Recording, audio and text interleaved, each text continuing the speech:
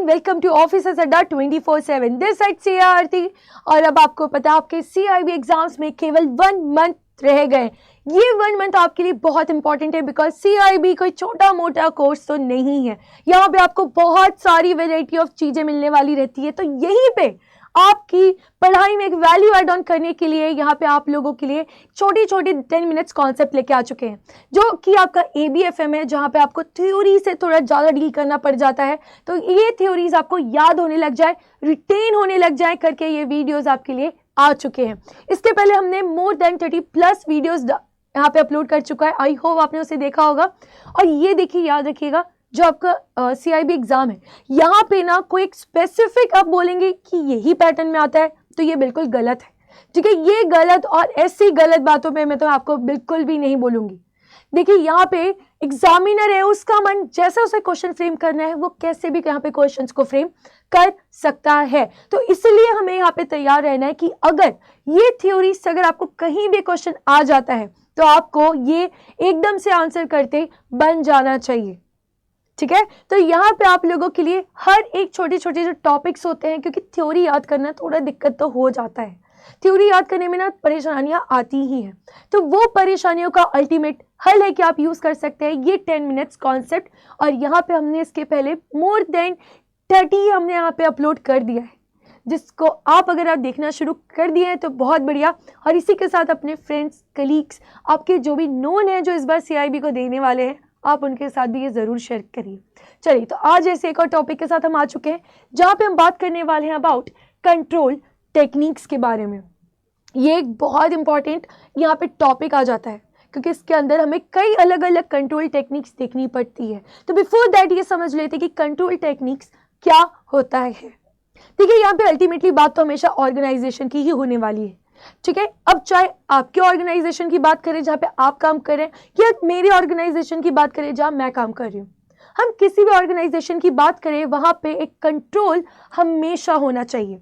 ठीक है, जैसे कि चलिए नॉर्मल बात करते हैं, हम थोड़ा ये एग्जाम लेवल, पढ़ाई की बुकिश लेवल पे धीरे से आते, पहले हम ये बात करते हैं कि हमारे घर में क्या है। जब आप छोटे थे तो आपके दादा, आपके फादर, वो कंट्रोल करते थे घर को कि ये टाइम है, इतने बजे होना चाहिए, तुम्हारे मार्क्स कम क्यों आए, तुमने तो बोला था इस बार 70 आई गए, तुमने तो केवल 50 लाया, इस बार तो तुम क्लास में टॉप करने वाले थे, तुम्हारा यहाँ पे केवल 80% क्यों आया, तुम ये दिन भर कहाँ घूमते रहते हो, आखिर ये क्या चल रहा है, तुम इतने पैसे लेके क्या करते हो, पैसे यहाँ से कहाँ जा रहे हैं, इतना क्या खर्चा आ रहा है, तुम्हें हर महीने जाके एक बुक क्यों परचेस करनी है, 10th के बाद आप क्या करना चाहते हो। अब सेम वही, अगर आप पेरेंट बन चुके हैं तो आप अपने बच्चों पे भी यही बोलते हैं, करेक्ट। आप अपने स्पाउस से भी यही पूछते हैं कि आखिर इतना खर्चा क्यों हो रहा है, कहाँ पे हो रहा है, हमें ये चीज़ों पे कंट्रोल करना चाहिए। नहीं, तुम्हारा ये एक्सपेंसेस बहुत हो रहा है, हम कुछ ज़्यादा ही घूमने जाने लग गए, तो हमें वो कंट्रोल करना चाहिए, क्योंकि इसके कारण हमारा पेट्रोल लग रहा है, यहाँ पे होटल खर्चे, रहने का, यहाँ पे घूमने का, सारी चीज़ों पे बहुत एक्सपेंसेस हो रहा है, हमें एक कंट्रोल करना चाहिए। आपने भी इसको एक्सेस किया, करेक्ट, तो आप भी क्या कर रहे हैं, इनडायरेक्टली आप चीज़ों को कंट्रोल करना चाह रहे हैं। यहाँ पे आप जो खर्चा हो रहा है वो चीज़ों को कंट्रोल करना चाह रहे हैं और इवेल्युएट करना चाह रहे हैं कि आपकी ये जो पूरी वर्किंग है ये कैसे हो रही है। अब अगर आप एक पेरेंट है तो आप ये भी अपने बच्चों को देख रहे होंगे कि वो दिन भर कहाँ घूम रहे हैं, इतना गर्मी है, ठंड के टाइम पे तो चलो बाहर सही है, इतनी गर्मी में लू लग जाए, परेशानी हो जाओ, बीमार पड़ जाओ, और ये जो तुम्हारा परफॉर्मेंस है इस बार के रिजल्ट में तुम नीचे क्यों गिर गए। लास्ट ईयर तुम्हारी क्लास में तो तुम टॉप में थे, टॉप 5 में थे, इस बार तो तुम टॉप 10 में भी नहीं आ रहे हो, आखिर इसके पीछे रीजन क्या है। ऑफकोर्स आप भी ये करते होंगे, इवन आपके जो आप पर्सनल लाइफ में अभी जो एग्जाम की तैयारी कर रहे हैं, तो यहाँ पे आप भी सोच रहे होंगे कि इसके पहले तो मैं इतना अच्छा पढ़ लेता था, पढ़ लेती थी, अब क्यों दिक्कत आ रही है। तो ये क्या करें, आप इनडायरेक्टली यहाँ पे खुद को इवेल्युएट करना चाह रहे हैं ना, अपने आप की चीज़ों को कंट्रोल करना चाह रहे हैं कि ये हमारे हाथ से चीज़ें ना निकल जाए। सेम ऐसे ही ऑर्गेनाइजेशन में होता है। ऑर्गेनाइजेशन में हर चीज को जो मैनेज करे वो कौन है, वो हमारी मैनेजमेंट है। They are the one who is making the अलग अलग यहाँ पे हमारे क्या स्टेप्स होने चाहिए, प्लानिंग, स्ट्रैटेजी, आखिर यहाँ पे कैसे वो टोटली यहाँ पे वर्क करे, कंट्रोल कैसे करे, चीज़ों को इवेल्युएट कैसे करे। तो वही चीज़ यहाँ पे हम बात करने वाले हैं कि जो मैनेजमेंट है वो जब सारे के सारे यहाँ पे एम्प्लॉयज़ की बात करी जाए या उनकी खुद की बात करी जाए तो वो खुद को इवेल्युएट करते रहते हैं। देखिए यहाँ पे वो अपना पूरा टाइम इन्वेस्ट कर रहे हैं, यहाँ पे बहुत सारे लोगों के पैसे इन्वेस्ट हैं, तो यहाँ पे क्या चाहती है कोई भी कंपनी, ये बस बढ़ती चली जाए। तो ये बस बढ़ती चली जाए कर यहाँ पे ना, तो इसके लिए हमें बहुत सारे कंट्रोल लगाने पड़ते हैं ताकि ये चीज़ें हमारे हाथ से ना निकल जाए। अब बड़ी बड़ी ऑर्गेनाइजेशंस में बात करते हैं जहाँ पे बड़े बड़े मैनेजमेंट्स में बहुत स्मार्ट वर्किंग पीपल होते हैं जिनके मैनेजमेंट से आप खुश हो जाएं। जैसे आप टाटा की मैं बात करूं, उनका मैनेजमेंट कल्चर, उनके एथिक्स इतने स्ट्रांग है कि हर कोई उनके साथ एक बार काम करना ज़रूर चाहता है। ठीक है, क्यों? क्योंकि वहाँ की मैनेजमेंट बहुत स्ट्रांग है।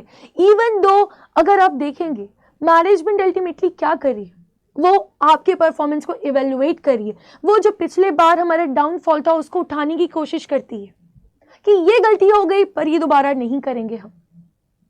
तो इसके लिए मैनेजमेंट कई सारे हमसे डॉक्यूमेंट्स मंगवाती है, चाहे वो इंडिविजुअल पर्सन के हो या फिर पूरे एक ऑर्गेनाइजेशन के फाइनेंशियल स्टेटमेंट्स हो, एक पर्सन एक एम्प्लॉय की ग्राफ हो, उनके जो परचेसिंग हो उसके बारे में, वो जो सेल कर रहे हैं उसके बारे में, वो जो एडवर्टाइज करने पे खर्चा कर रहे हैं उसके बारे में।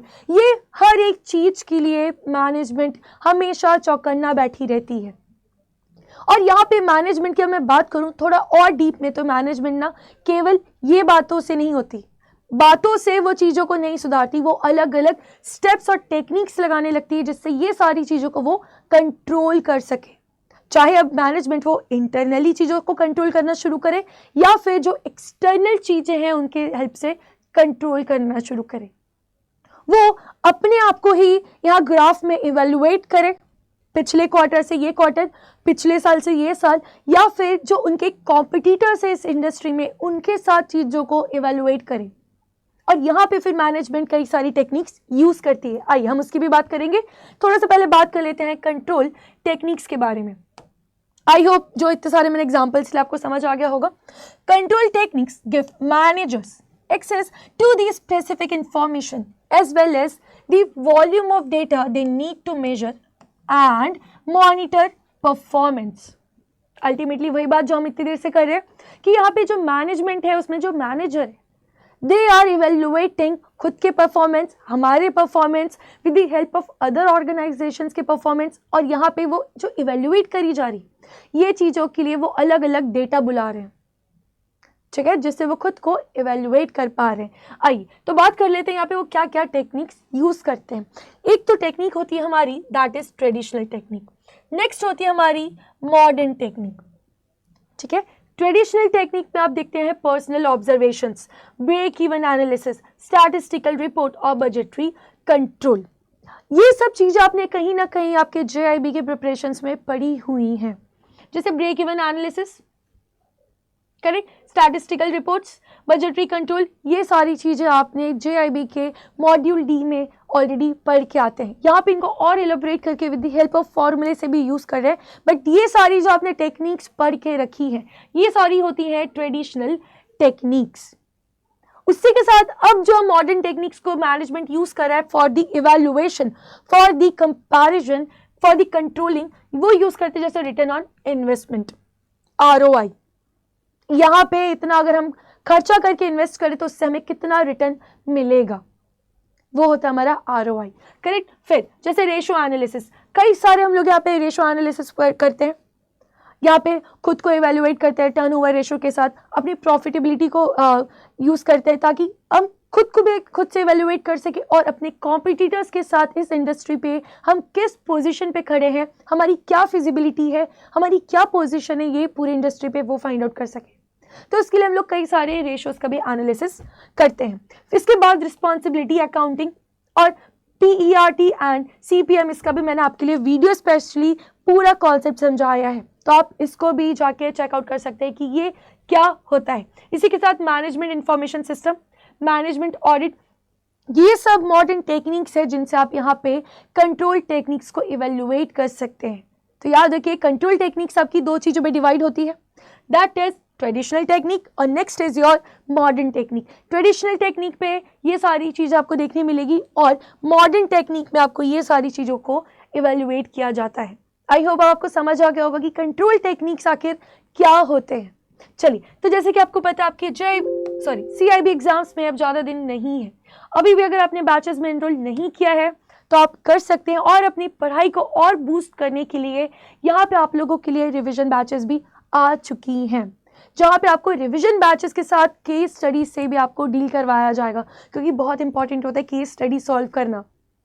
हमारी ना पढ़ने की आदत चली जाती है, और ये पढ़ने की आदत चली जाती है तो दिक्कत कहाँ करती है कि जब केस स्टडी आता है भर भर के आधे आधे पेजेस का दिख रहा है, आधी आधी स्क्रीन के केस स्टडी आ रहे हैं, तो उनको सॉल्व करने पे तो यहाँ पे आपकी जो पढ़ाई की स्पीड है, क्वेश्चन रीडिंग की स्पीड है, वो इंक्रीज हो जानी चाहिए। और वो इंक्रीज कैसे होगी? जब आप रेगुलरली इसे सॉल्व करेंगे। तो क्यों ना मिलके हम एक साथ सॉल्व करें और ऐसी केस स्टडीज पे हम लोग ध्यान दें। तो ये तो आपके लिए इंडिविजुअल बैचेस है, बट वहीं मैं अगर बात करूँ तो आप लोगों के लिए एक महापैक 2.0 है, जिसमें आपको ऑलरेडी 3 मंथ्स की वैलिडिटी के हिसाब से हाँ मिल रहा है। ये अभी आपको मिल रहा होगा अगर आप यूज़ करेंगे कोड दैट इज Y895, तो यहाँ पे आपको मिल जाएगा मैक्सिमम डिस्काउंट, और अभी केवल आपको पे करना पड़ेगा 6000 रुपीज़ ओनली। इतना तो आपके इंक्रीमेंट का भी पार्ट नहीं है। अगर आप देखेंगे तो ओवरऑल इंक्रीमेंट भी इससे कई कई कई कई गुना ज़्यादा होने वाला है। तो जल्दी से आप इनरोल कर लीजिए ताकि इस बार आपका CIB क्लियर हो जाए। तो इसके अलावा आपको कोई भी डाउट आता है आप मुझसे कमेंट्स में पूछ सकते हैं। अगर आपको ये सेशन हेल्पफुल लगा तो प्लीज़ लाइक करिएगा, शेयर करिएगा, और हमारे यूट्यूब चैनल को सब्सक्राइब कर लीजिए, क्योंकि अब डेली आप लोगों के लिए कुछ ना कुछ इंपॉर्टेंट जो भी इंफॉर्मेशन है आपको हर चीज़ प्रोवाइड सबसे पहले कराई दी जाती है। Thank you for watching.